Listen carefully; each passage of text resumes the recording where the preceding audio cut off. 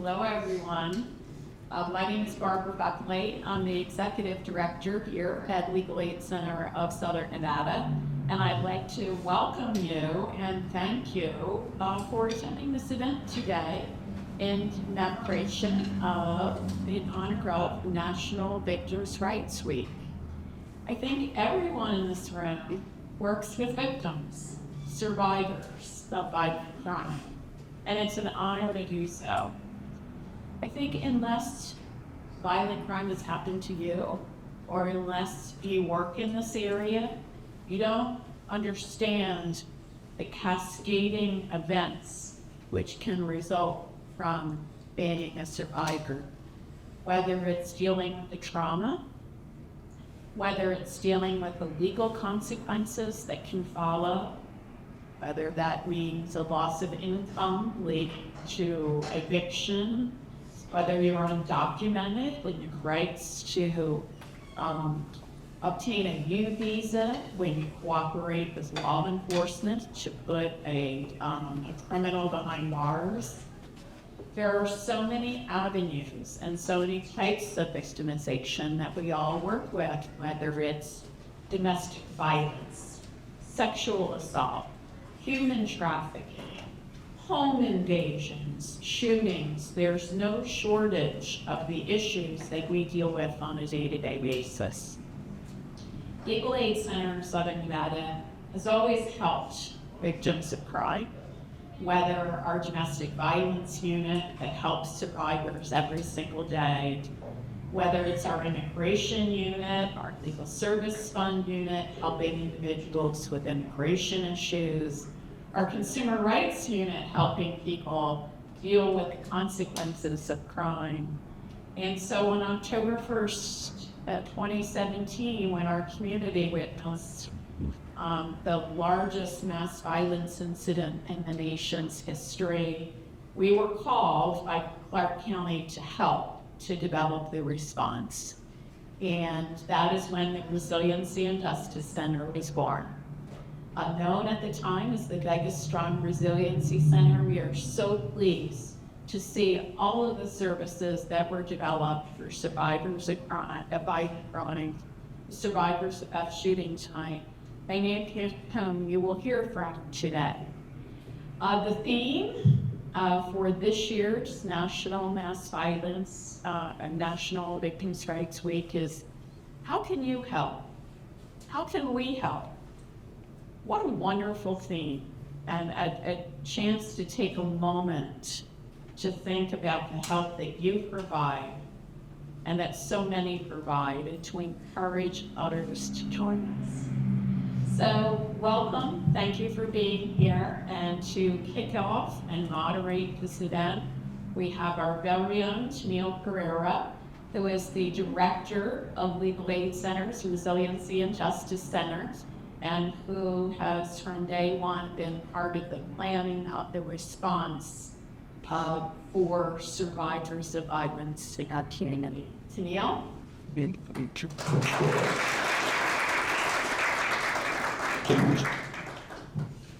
Thank you so much, Barbara. It's always an honor to be here and to do this work and to be in a room with like-minded individuals that serve their community. This year's theme is gotta be my favorite theme so far, because everyone in the community truly has a piece in helping people recover and heal from awful violence and crimes. My own story is it was born from 1 October. But since then, we've been able to expand our services to serve all victims of violent crime. And so we see people come through our doors every single day. Their life has been an upheaval because of these awful acts. But what gives me hope is looking out and seeing people like you today, but every day in our community, with our community partners that step up and help wherever they can. Often there's not a resource for something that someone needs that will help them heal. And we reach out to so many of you, and you jump in and help us kind of wrap around services to these survivors. And it's also the survivors that inspire me, because I see how they heal and how they overcome so many obstacles. And so today I've invited some very important community partners. Some of them are also survivors that are helping their community heal as well and giving that. So I'm going to ask them to kind of share some of their stories and what has inspired them to get involved in the community. So we're going to start with Sue Ann Bornfeld. Sue Ann is a 1 October survivor. Sue Ann is also a 1 October leader. She is out there in the community, and she has a very special story. And every time I talk to her, she has a new story to tell me of an encounter that she's had with someone that just needed a little hand up or some encouragement. So I'm always appreciative of her. She comes out and she supports me in the work that I do, and I can always count on her. So thank you so much, Joanne, for being here. And I'll give you a few minutes now to kind of share your story. Thank you, Tam. I am Sue Ann Cornwell, and I was at Road 91. I got my sister and a gal out that was pregnant, and then I went back in 9 times and carried injured people out. And then I lost one of the angels that night in my truck on the way to the hospital. So the Healing Garden was built shortly afterwards, thanks to our mayor, who was a big instrument in it. And I had trouble going to the Healing Garden. I tried to go, I couldn't get there. And then I got a phone call from Denise's husband, and he said, "Can you go pick up a tree for Denise?" And so I did, because now I was going there for a purpose other than my own. I was going there to help somebody, and I had meaning, and it was a purpose. So I went, I picked out a tree, I decorated for her, and as I kept going, I noticed that the garden wasn't being taken care of. It just wasn't being kept up in a good way, what I thought it should be. So I jumped in with both feet and just started taking care of it. And since then, I work with the city hand in hand with it, and I do a lot of repairs down there. People leave stuff on the trellises, and I recreate things that I know the family members have put on there for their loved ones. Like some things are made out of wood, and I can remake that to look exactly like that and put it back on there for them. And I used to go there and feel very heavy and sad, and now I go in there and I feel 58 people hugging me. And I've seen the Healing Garden make a difference in hundreds of people's lives, thousands of people's lives. I was just telling Chanel yesterday, I just happened to go down there because I'm down there, 3-4 times a week. And this gal come in and she was upset and distraught. So I always offer a hug and a shoulder. And I gave her a hug. She cried, and I said, "If you want me to walk with you, I'll walk with you through the past. But be open to letting our 58 angels help you heal." By the time we get to the end of the path, she's laughing, she's smiling, she's got a little bit of happiness back from one thing or another. She connected with one of the angels. Their favorite color was green, and she said, "That's my favorite color." So she was able to connect that way. And before she left, she thanked me, and she said, "I think I can finally start my healing." And here we are almost 7 years later, and her going to the Healing Garden and walking that path started her healing. So the Healing Garden has truly become what it was meant to be, not only for survivors of Route 91, but we've had people in there from the Doug Stolman shooting. A family of 5 came in and had a conversation with them, and it's just heartbreaking. But and they all wish that they had something like we have here in Las Vegas for our Route 91 family. So I encourage anybody that hasn't been there, please go and experience it. It's an amazing place. Thank you, Suan. And I echo that it is an amazing place, a very beautiful place. It's a place of healing. And I've seen the work that you've done, the impact that you've had, and literally it is thousands of people that have been impacted in a very positive, healing way by your words. And I love that you say always offer a hug. You know, it can be just those small things. Every single one of us has a way to share and support and give to the impacted community.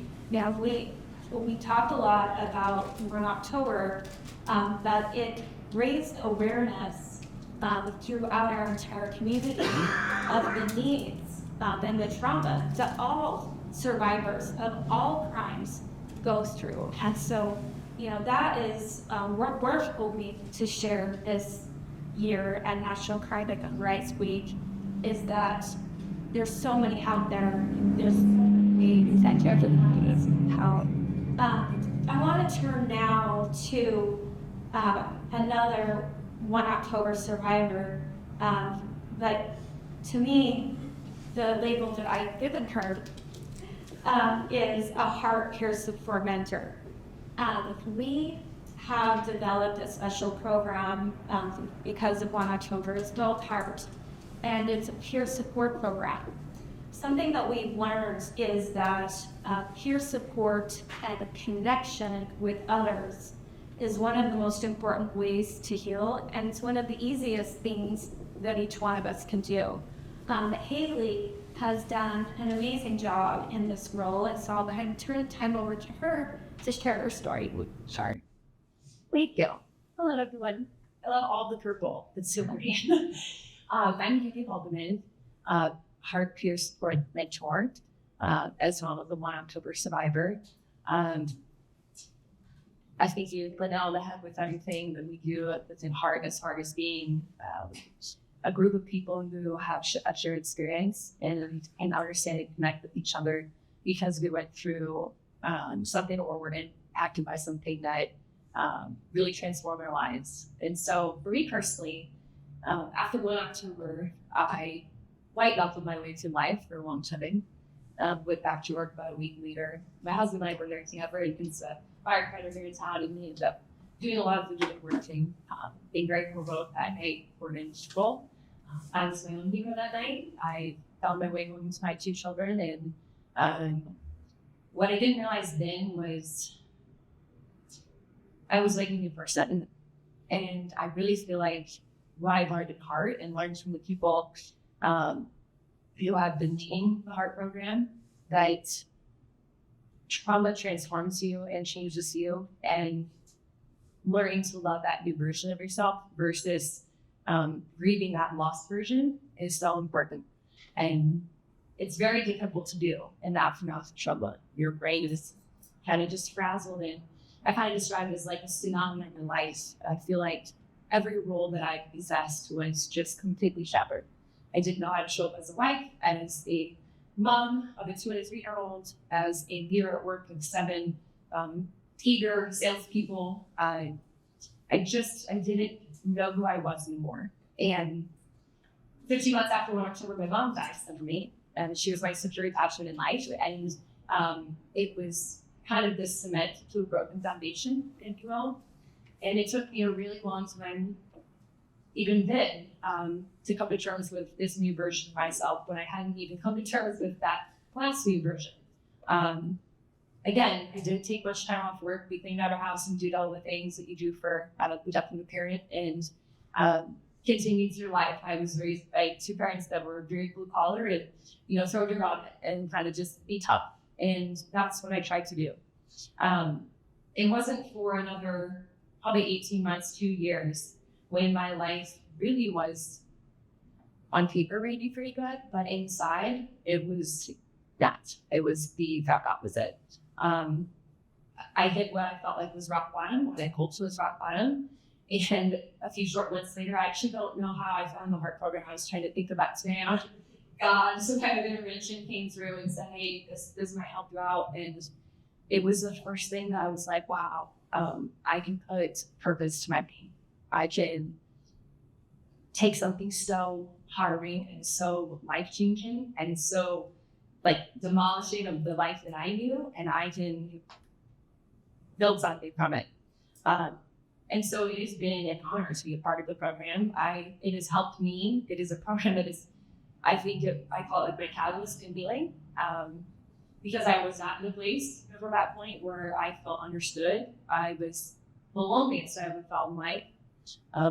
Even surrounded by so many people and a loving family and all good things and work and this and that, like very lonely inside. And so I look at heart as my antidote to loneliness. And I would highly encourage anybody. It took me well over 5 years to go to therapy, to start, like Taylor Swift says, point that mirror at yourself, right? Just stop staring back in the sun. I know for my switching out there. And that's truly what it was for me. And so I'm so grateful that the Resiliency Justice Center exists, and we put something together like this for people. And that is not just for October survivors, because as we all know, officially mass violence happens everywhere on it.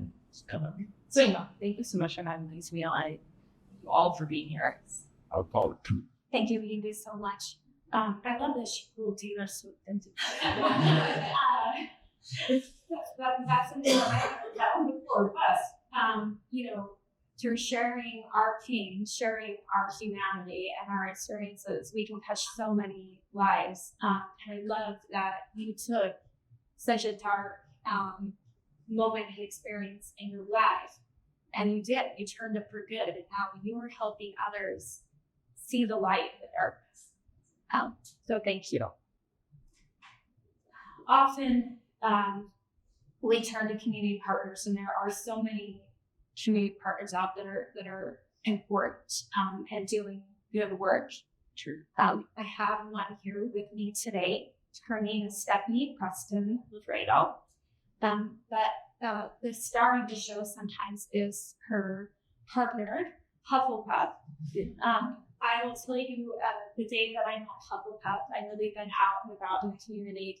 But this past year at the Vegas Strong 5K, another event that someone does in the community to support others, has kind of been one of the events that has helped me.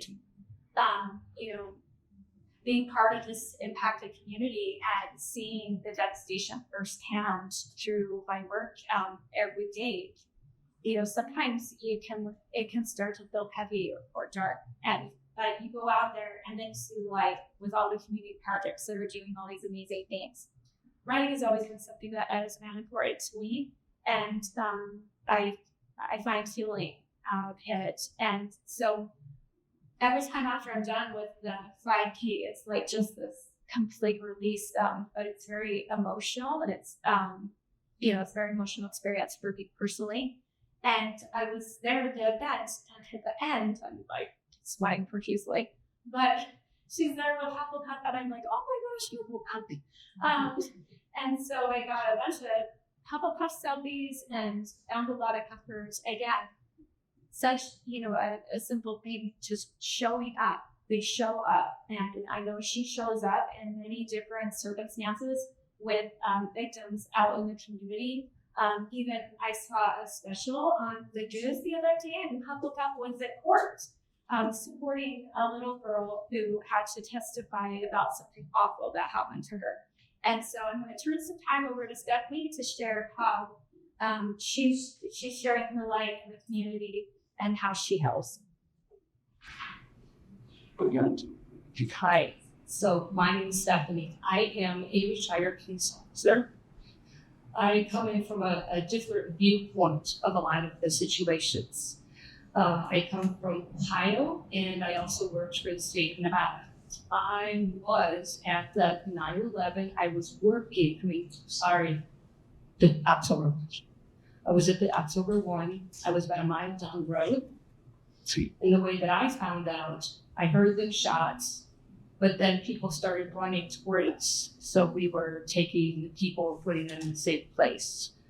And of course, we worked all night through that. So I'm very involved with all the remembrance and very thankful for what you guys have done. This is amazing. And I'm very proud to be part of this. But as a police officer, my story is domestic violence, and domestics are my specialty. And when I go to these domestics, of course, we have to arrest the perpetrator. And the perpetrator is given all the rights. They're handed an attorney. We make sure all the paperwork is perfect. We take them to jail. We process everything.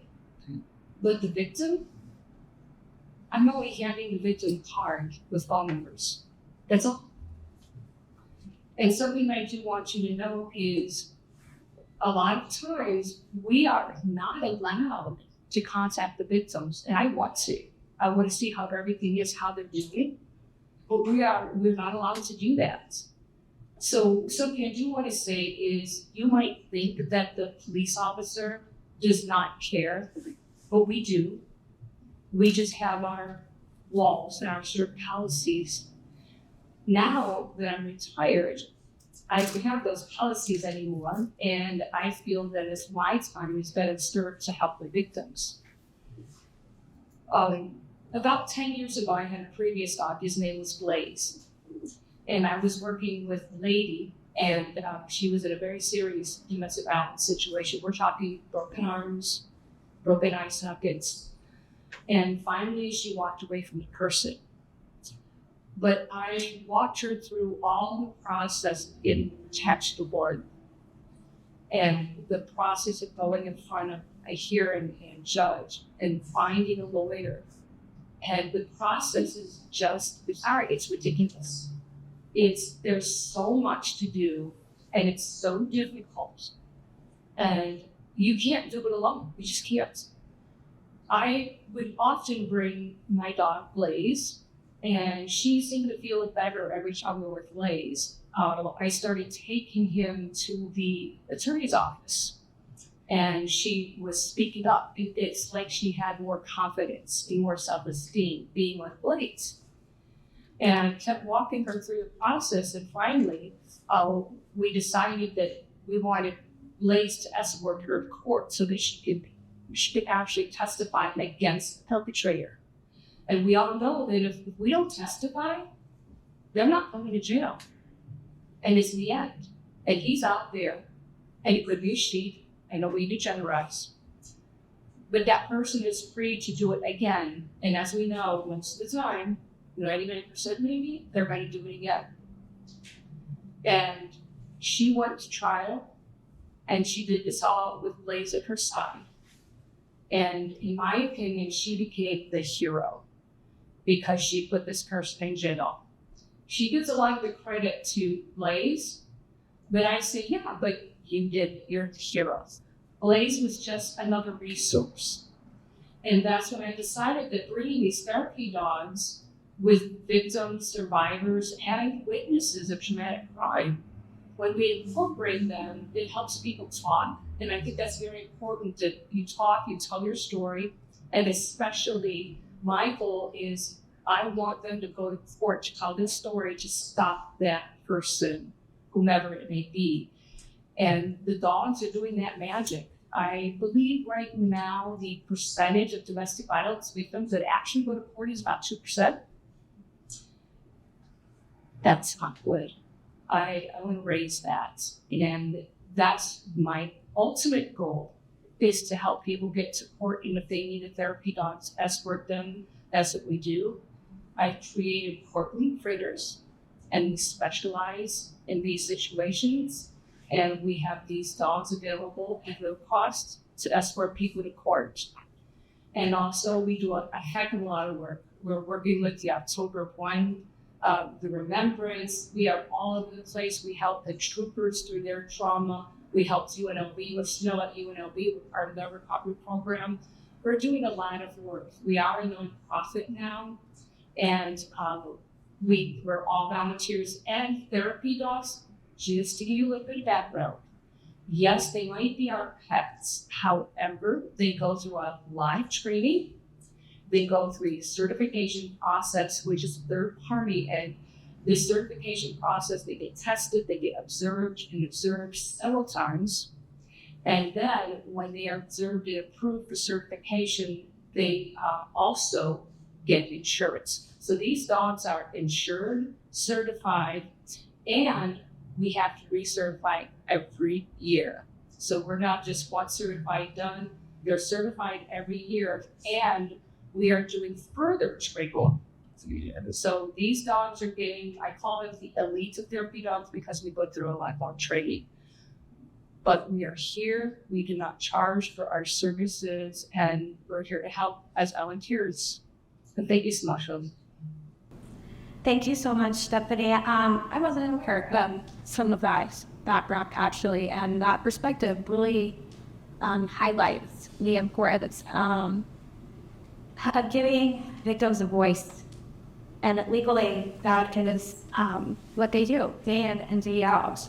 And then the Resiliency Justice Center was built because we recognize all of the surrounding needs when someone goes through a traumatic event, because trauma disrupts their life, much like Haiti pointed out. So I just thank you guys for being here, for sharing your stories, and for sharing how you help, because truly each one of us can help. I'm going to play a short video to kind of close out my portion today.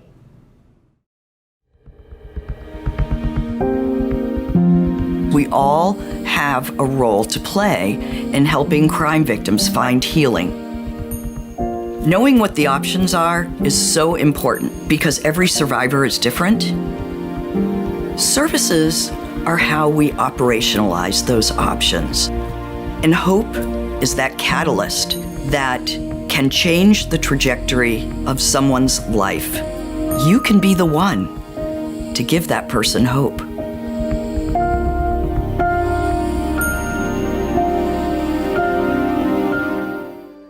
With the Route 91 Harvest Festival shooting, we had people from all over the world, so the ripple effects went across the globe.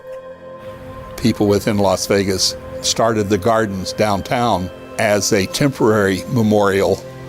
It's so important to hear the voices of survivors of crime and to engage with them, because there is an opportunity for healing in the process of doing a memorial.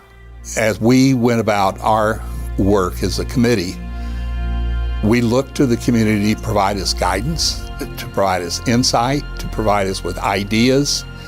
This was something they could do that they'd never been asked to do before. As an artist and a community member, you never know who you're going to touch. There's something inside of you that you're able to express that will bring joy to other people. There were so many beacons of light, people wanting to help in whatever capacity they could. This is a memorial to that goodness, to that shared light, and not just the evil that happened that night.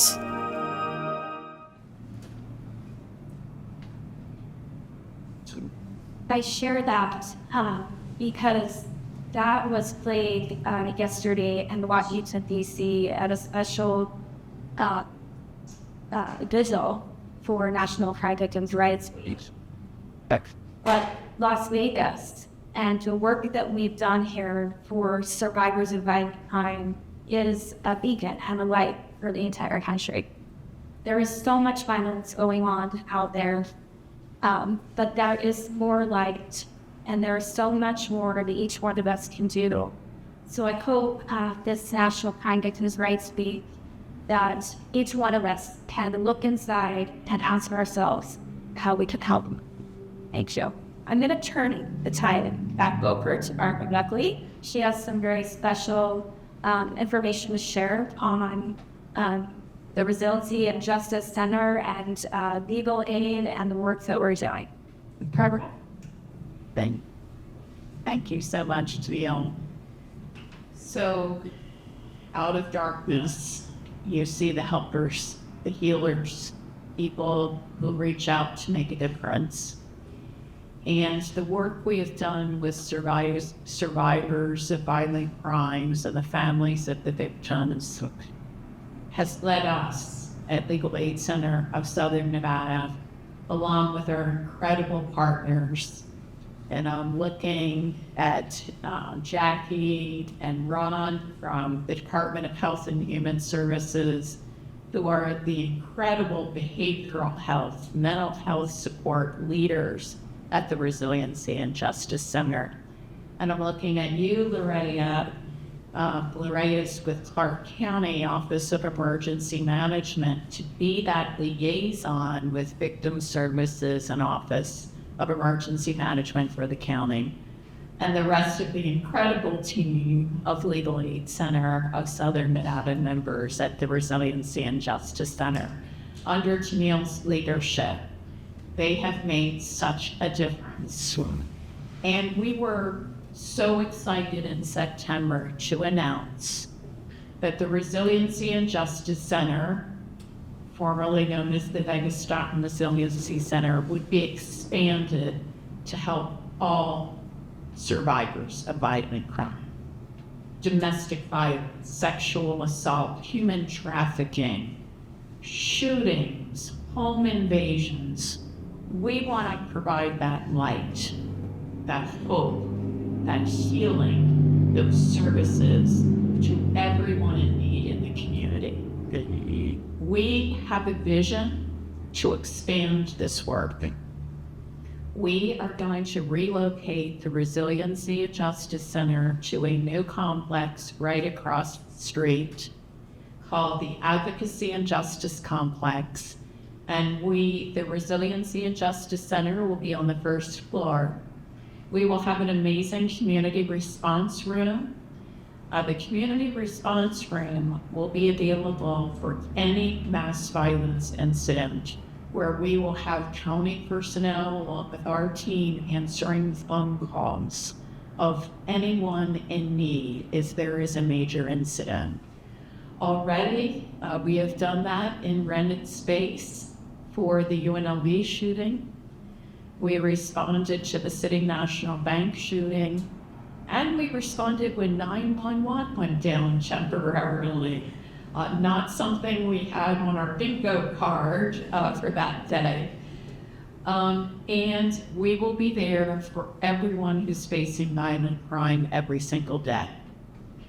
The second floor of the building will be our domestic violence unit, our family justice project, and our immigration unit, which helps victims and children. And then our guardianship unit on the third floor, and they guard against elder exploitation as well as child exploitation. So our footprint will expand. It will allow us to grow to meet the great number of people who don't yet know we're here and and that we're here to help. And so it really illustrates a couple things. It probably illustrates hope and a beacon of light, as Tennille said, but another way for folks to help, and that is to give money. We have a number of amazing philanthropists in our community, and we have already raised $23 million towards the building and have only 6.1 left to raise. And I truly thank these philanthropists, right? Again, as Tennille said earlier, some of our panelists said, we see dark, but we see light. We see the helpers. And there's so many ways to help, whether it's a hug, hustle hug, whether it's being a peer support and a lifeline to a fellow survivor, whether it's being a legal aid staff member where you give empathy, even though it may be the 20th person you've talked to that day, right? All of us have a way to give hope, help, and healing to those that need it most. So I want to do a special recognition of Terry Bratton. And Terry, how he's helping, he's coordinating the building of this center on top of his day job. And we're so grateful. We have an amazing rendering here, picture of the building, if you haven't yet seen it. This will be our beacon of hope. This will be our one-stop shop where survivors of crime can get mental health support, navigation, legal aid, all in these 2 blocks. So with that, thank you so much for all you do to help people in need. Thanks for coming today, and let's continue to raise awareness of how we can help. Thank you. Thank you so much.